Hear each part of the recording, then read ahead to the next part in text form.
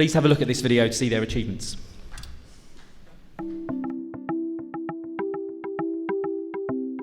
So when I started Epic in 1991, the very first game I built was a little text-based game called ZZT. I hadn't learned how to do graphics on my PC yet, but I did know how to put text on the screen. So I picked all of the different ASCII characters, the Greek letters of different colors, and had them represent enemy characters on the screen.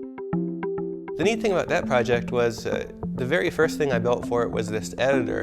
And I used the editor to build all of the game levels, but I also released the editor along with the game when I gave it out to the public. And so from the very beginning, a community started forming around the game of users who would create thousands of their own really creative and interesting maps with the technology. And at that point, I realized that Epic's mission was not only to develop games, but also to build technology and tools and share them with the overall game community to empower them to create their own games. I first met Tim Sweeney years ago when I was working at id Software, and he had sent us his game Jill of the Jungle to see if id was interested in helping him publish and market it. Unfortunately, id wasn't really into that sort of thing at the time, but it was a fortuitous meeting for me for sure. In 1992, I released my first big game, Jill of the Jungle, and after I released that, I got a call from Mark Rain, and he was pouring about how amazing the game was and how I should hire him and how he'd make me rich, and I'm like, who is this crazy Canadian guy?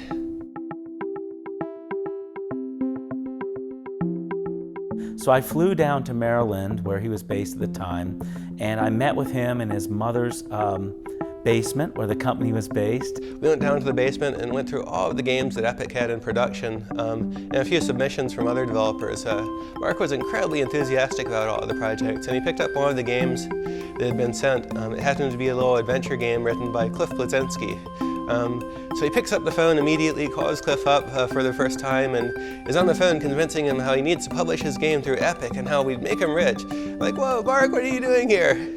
And we talked about what his goals were for the company, and I was just really impressed that he was able to attract some really great developers, and yet he was actually interested in the business side of development, not just developing games and how they worked, but also how to distribute them, how to sell them, how to market them. At the time, he was reading the Harvard Business Journal, and I just thought, this is a really impressive guy. He's smart, he knows technology, and he cares about business. This is somebody I want to be partners with. So from the early days, Mark would go around to companies around the world and pitch crazy deals to distribute Epic games or do other things. Then we went off to GT Interactive and negotiated a deal to publish Unreal. I was really skeptical of whether we'd be able to make it work. He came back with a check for $1 million.